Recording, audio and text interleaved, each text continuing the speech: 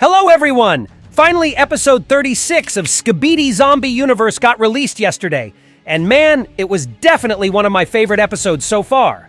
Because not only it was filled with crazy action, but MonsterUp also fulfilled his promise that he told me exclusively a few days ago. And today, I'm going to tell you exactly what he made into reality in this episode, as well as reveal to you all the secrets and Easter eggs that you could have missed on your own.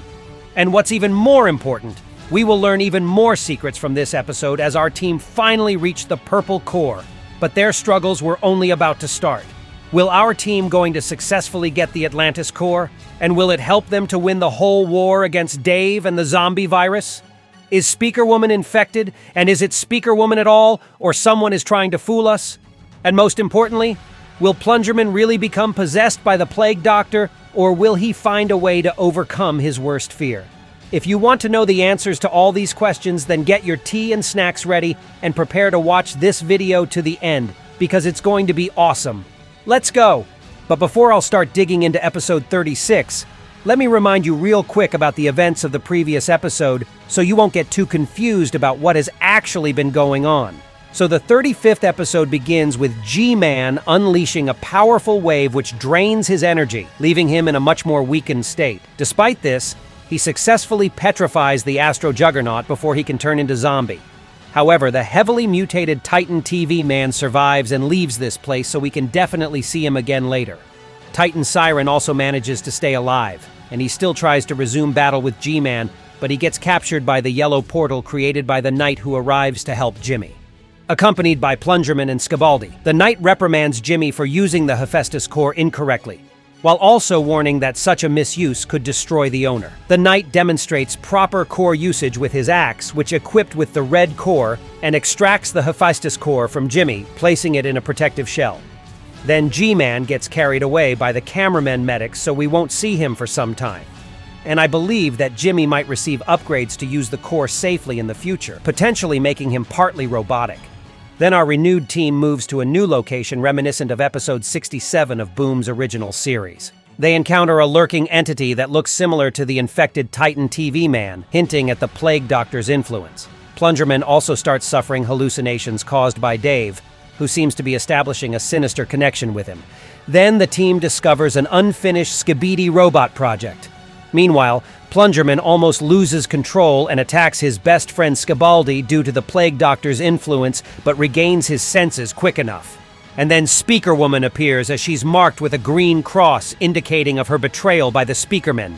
And as the tram is fully packed, a huge wave of hybrids between infected Skibidi parasites and facehuggers appears on the horizon. So Plungerman prepares to use the Hephaestus core to activate the unfinished robot, setting the stage for an epic battle in the upcoming events. And this is how episode 35 ended. Okay, so now when your memory is refreshed and you're all set and ready, episode 36 is already on your screens.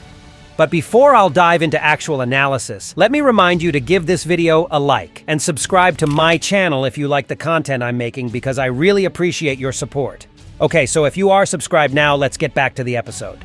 And the episode starts with Plungerman, who decides to activate the unfinished Skibidi project by throwing the Hephaestus core inside of him. Because an episode before the Knight lectured the whole team that robots can use such cores with no drawbacks, as they have no vital powers in them that can be drained in the process of the usage of such cores.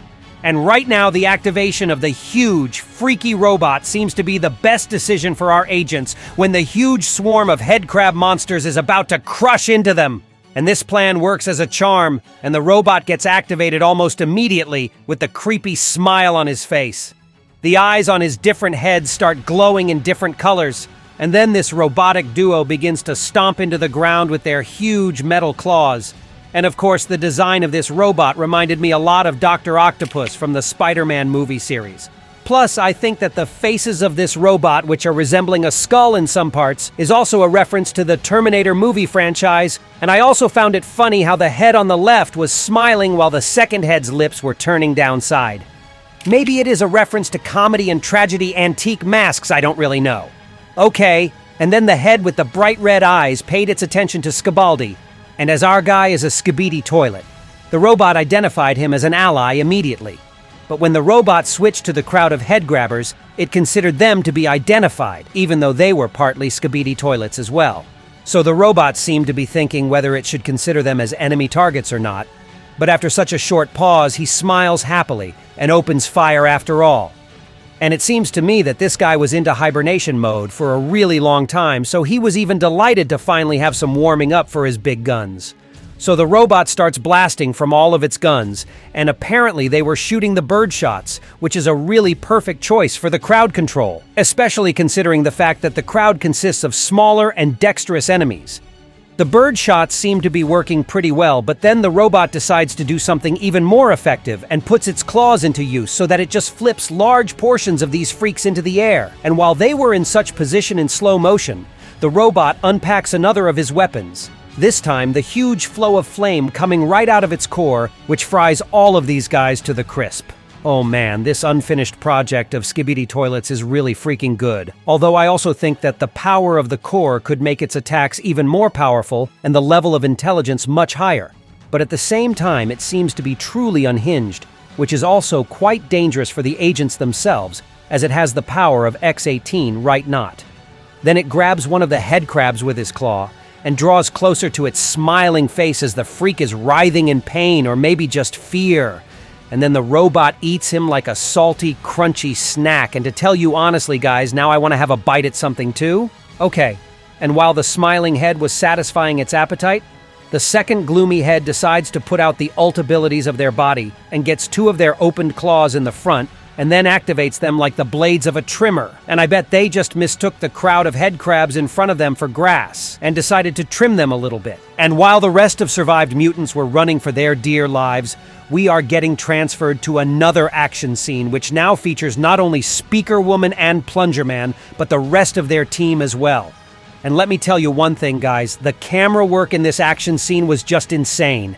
And I'm pretty much sure that MonsterUp has been inspired by different action movies that use the similar technique, and it looked really cool.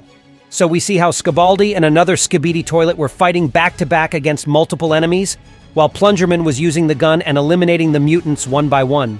And in the process of this fight, we can see his POV once again, which is a shout-out to old-school shooter games like Doom.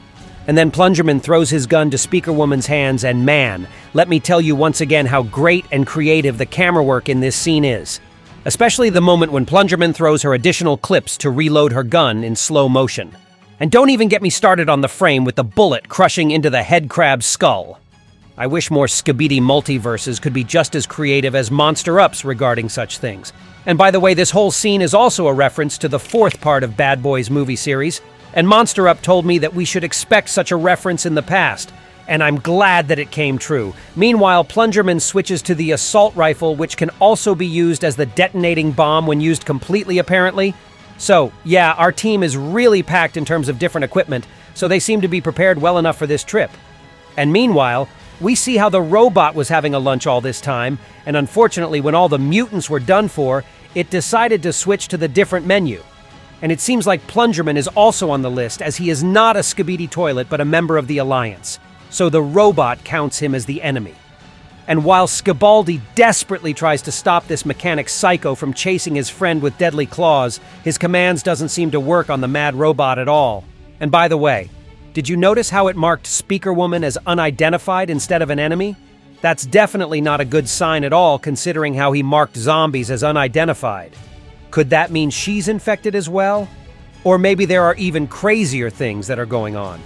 Because some enemies in this series are actually able to copy other characters' appearance, so Plungerman and the rest of the team should keep an eye on her. I think we will see in the future. So he starts ventilating with his claws once again, and unfortunately, while trying to escape, Plungerman faces the wall. And when it already seems like he's done for, a sudden help in a form of the brutal police Skibidi mutant appears on the horizon, and he bravely deactivates the robot by putting the hand into his body and pulling the X-18 out of it.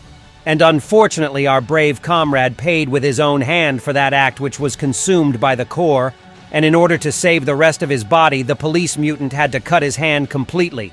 So Plungerman is safe and sound once again, so he gives the thumbs up. But of course, this gesture cannot give the brave police mutant his hand back. So he doesn't respond and walks away in silence, and man, I can totally understand his feelings. And by the way, in that moment, we can see a reference to Just Cozy's channel, who also helps MonsterUp to voice some of his characters. So after that, our team finally moves to the point of their initial destination. And in that moment, we can notice a reference to the Russian Skibidi YouTuber called LigglyBest. Okay, and then our team finally gets to the entrance of the cave, where a sign can be seen where the following words have been written: "To get through, conquer your fear." And besides that, we can also see multiple references to different Skibidi channels, and Chasing Skylar is one of them, as he also wrote, "Don't come in." Okay, bro, I got what you mean. But otherwise, how could these guys be able to finally capture the Atlantis core if they wouldn't come in? So there's little to no choice in this situation. And as all of our comrades come in, the purple core starts activating everything it has prepared for these strangers. And I believe all of this that Plungerman and the rest of his team will have to go through is some sort of trials, and their goal is to show who is truly worthy of possessing the Atlantis core. Plus, considering that it's literally the most important and also the most powerful core among them all, which is also capable of curing the whole zombie virus, I believe the future owner of Atlantis must have a really strong will and psyche, otherwise he or she would just go mad. And when a mad person holds something as powerful as Atlantis core, the world will be truly doomed to face its end. And don't you guys forget that Plungerman is really at risk of turning to Dave right now, as his mind gets attacked by his illusions almost non-stop at this point. Okay, but let's go back to the episode now. So the core literally changes the whole texture of the cave, which reminded me a lot of multiple movies or games such as The Evil Within. And I also want to say that MonsterUp already showed these mind games to us earlier in his episodes, for example in episode 20, where the Black Mamba Drill Man cast a nightmare illusion on our characters, and I believe that the next episode will be made in the similar style as well. So as it turns out, every member of Plungerman's team will have to walk on their own, as they should face their own trials, which will show how worthy each of them are and what they truly fear. And Plungerman gets shown to us first as the leader of the whole group, and as he goes deeper into the tunnel, he starts feeling some ominous presence behind his back. And I believe it is a reference to two media pieces at one, to the horror movie called The Nun, and to the game Silent Hill PT, where the protagonist was constantly followed by the creepy female monster behind his back. And the monster behind Plungerman even produces the same noises as Lisa from PT game. But when Plungerman finally turns around, the female monster turns into the Plague Doctor's figure, who captures Plungerman and yells at him, "You will become like me!" And I think this is truly Plungerman's worst nightmare, as there is a real threat for him to turn into another Dave. But he is still strong enough to fight his fear, so the illusion leaves him alone. And I believe we will see the direct confrontation between him and Dave pretty soon. Meanwhile, we're also getting shown the Skibidi toilet, who seems to be afraid of heights. And there is a really big motivation for him to overcome this fear, as he's being chased by the monster as well. But unfortunately, he couldn't do that and got turned into a stone. And then we watch my favorite boy, Skibidi, who will face his own fear in the next episode. And something tells me that it can also be connected to the Plague Doctor and Plungerman. But let's wait for the next episode to see whether I am right or not. And that was all for today. Be sure to subscribe to my channel so you will not miss my new videos. And also, don't forget to leave your question to MonsterUp about the future plot of Skibidi Zombie series. And that was me, Isa Toilet. See ya!